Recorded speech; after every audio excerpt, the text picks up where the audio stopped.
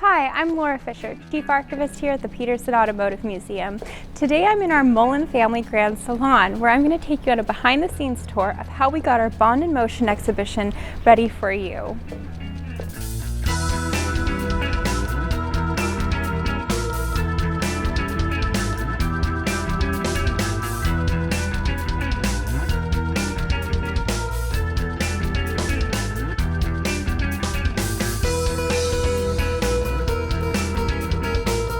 So of course, part of my job is taking care of the galleries and getting all of the objects ready for exhibition. There are a lot of little things we had to do for this particular exhibition, but one of the first things I want to show you is, of course, my kit. So this is what I bring with me when I'm caring for our galleries or putting together an exhibition. I have almost everything I need when I'm on the go. A lot of other extra supplies, of course, are down in my workshop. I have brushes for cleaning artifacts. I have all kinds of adhesives for different kinds of objects. Certain plastics, woods, and metals all require different adhesive types, so that's something to consider. I have silk thread for repairing things, sharps, scrapers, magnifying glass, a variety of paint brushes, my black touch-up paint, which is very useful. And of course, I have all of my other little tools. I have, book repair, bookmaking supplies, spatulas, tweezers. I mean, you name it, I've probably got it in here. Of course, our trusty museum wax, which no conservator should be without. My document repair tape, what looks like fishing line, but is of course archival. And my favorite tool of all time, the Q-tip. So these are just some of the things I bring along with me. Oftentimes we'll just have to assess what the job is and take the tools that we need from there. So I'm going to take you around how we would care for this gallery and all the things we had to do. Of course, the first thing I have to do before I care for any object is put on my gloves. I always keep extra gloves in my kit because you never know when something happens and you got to change them. Working in a car museum, you can imagine our gloves get quite dirty as we touch grease and other kinds of things on the cars. So I'm taking actually right now my sheep hairbrush. This has a bamboo ferrule with our conservation adhesive so it doesn't get too yellow or broken down over time. And of course we use wood ferrules for our brushes because metal ones often will rust. I do have the throwaway metal ones for really dirty jobs, but you can buy these super cheap, so I don't worry too much about it. I'll go ahead and show you some of the tasks we do. One of the tasks we do, of course, is cleaning. This object is called the Toe Sled. This little guy came to me in a bit of disrepair. On this particular piece, one of the, I guess it's a harpoon or projectile, was actually broken completely from the trigger here. And what I had to do is stabilize it on the inside core and then do a little bit of plastic mold and do some black touch-up paint, of course, and secure it. We also have our acrylic holder here as well with some, soft lining to protect the object and whatnot, and that helps support it while it's on display. One of the tasks we do is, of course, dusting our objects. I have my conservation brush, and we always start from the top, working our way down, because you never want to have to rebrush something. You want as little contact with the object as possible, so you want to be really efficient in the approach you have with your object.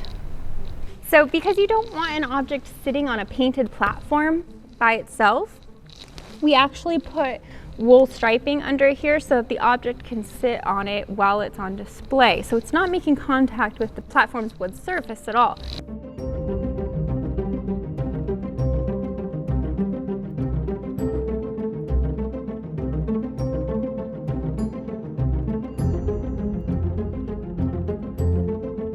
So since this is another Hollywood type exhibition, we do have a lot of movie props or filming props. A lot of you might remember our Hollywood Dream Machines exhibition where we had a lot of filming props that were rigged in certain ways so that it could be used for filming. Well, Bond is no exception.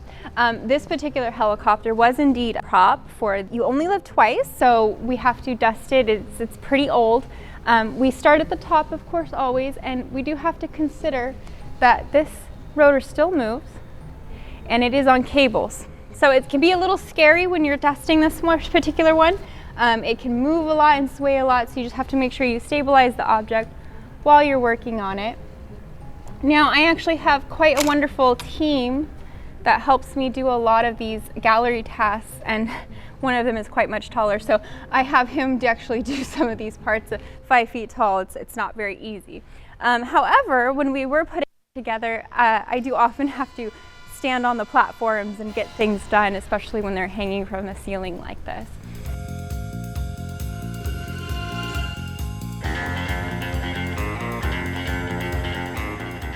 Of course, to add some dynamic elements to the exhibition, we mounted some of the vehicles to their side like this.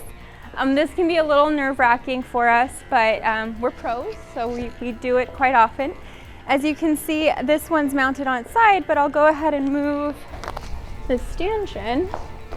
You can see all the tricks of Hollywood here. We basically have a metal frame that's angled about, say, 45 degrees, and it's strapped to that metal frame quite securely on the undercarriage, and then the frame itself is secured down to the floor. So you get to see the entire car, and you don't have to walk around it to see the top and stuff like that. One of the things I often do, because it drives me nuts, is I try to straighten the stanchions when I see them, or the placards. I do gallery rounds, and I'm going to get very obsessive about the placards being straight, though I feel like I'm chasing a dragon there. As you can see, we also rigged a lot of things from the ceiling.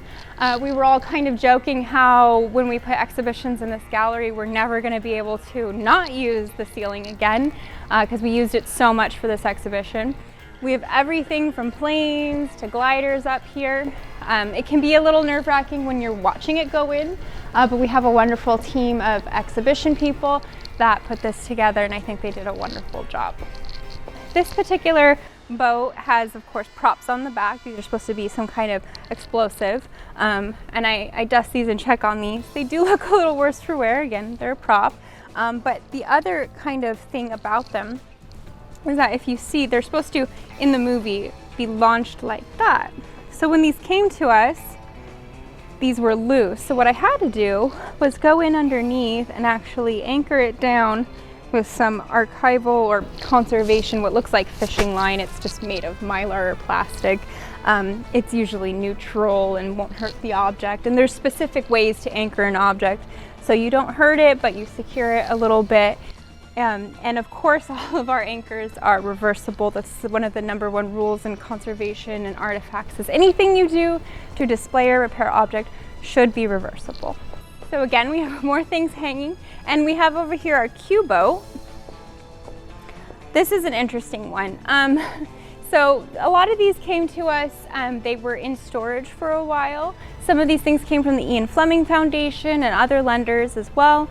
And so as you can imagine, when stuff is in storage, pests and other rodents can get to them. And so one of the ways they mitigate that is to sometimes put like rodent poison and whatnot in the vehicles. And so actually there was a giant chunk of rodent poison down at the bottom of this boat.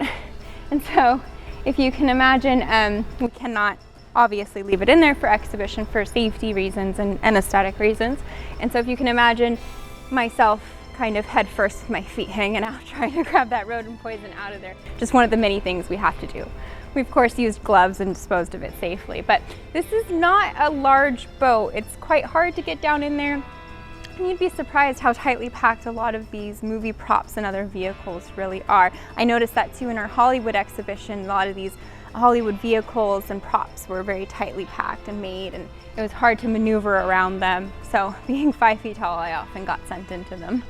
One of the things I do often is check on cars that they don't look so great, but they're not supposed to look that great. It's a challenge of my job, you know, it's not the instinct to have dirt and other things on the cars, or to have them wrecked, but if it is wrecked for aesthetic reasons, this one obviously is a movie prop and it needs to be like this, I still have to check to make sure there's not new damage, because it can be very difficult to tell. We have a wonderful team of mechanics and car porters and shop managers that check on these things as well, but I just kind of like to be there as a backup and make sure that there's not new damage. So this one, obviously this number one has no door, so a little damaged. But I do check to make sure nothing looks foreign. So I can tell that this was done on purpose, this part, from the studio. But if there are fingerprints or other kind of scratches that look like they're not supposed to be part of that pattern, I try to report it and fix it or see what's going on. It looks like it might be a hard job, but it actually becomes very easy over time to distinguish between what was intentional and what was not. I also do try to make sure that there, as you can see, aren't parts falling off completely. When you have a prop like this, there's a lot of kind of loose parts that can easily break off. I check their stability, check to make sure nothing's gonna pop off right away. We don't want part of the public, you know, walking off with something or getting hurt and scratching themselves on a piece of the car. I check the glass, it's looking good. Some more Hollywood magic. I'm about to blow your mind, because if you thought these were real missiles being shot out of this car, well, I got news for you. It's cardboard. One of the other things we have to do, obviously, when you stick this back in, it looks pretty good. It is a movie prop. But one of the concerns is that they're kind of loose. And so it looked like I pulled that out pretty easily. But what we did was we went ahead and put museum wax on the inside here. We, of course, get permission from the lenders to do all of this. But we did put museum wax on the inside here. And because the car is at a slight angle, we have to stick it in so, and then kind of, the way museum wax works, like any microcrystalline wax, is you have to kind of move it around side by side to get it to stick to the surface, and then it secures. See, now it's pretty secure. The reason we do that is a few things. Sometimes when the cars are being moved around, things like that can easily pop off. So it just adds an extra layer of security. Things can get moved for exhibitions, and of course, you know, you never know when the floor is going to rumble or things shift over time. So we just didn't want someone walking off with it or it shifting too much during exhibition. One of the other things I do is check on our interactive elements. Again, our wonderful team of car technicians also checks on these things, but another layer of, you know, security for us. This particular piece you can actually get on and do a photo op with and everything like that, but you never know when stuff is going to break off of it or something might come loose, and we don't want any member of the public getting hurt on any loose parts. So I just check it to make sure there's nothing loose, nothing's falling apart, everything pretty much looks good. That's a little loose, but I'll look at that. And make sure any loose parts, like this little starter right here, is loose, but I want to just make sure it's not going to come off.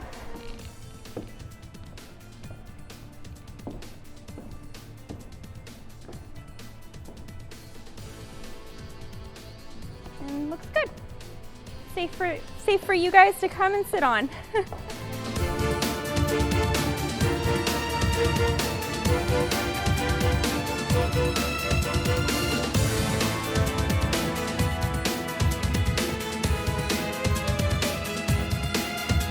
I want to thank you for coming along on this special tour of our Bond in Motion exhibition. I always love sharing how much I love my job and all the things that make it so fun. Don't forget to like, comment, subscribe. Stay curious, keep learning, and I'll see you next time.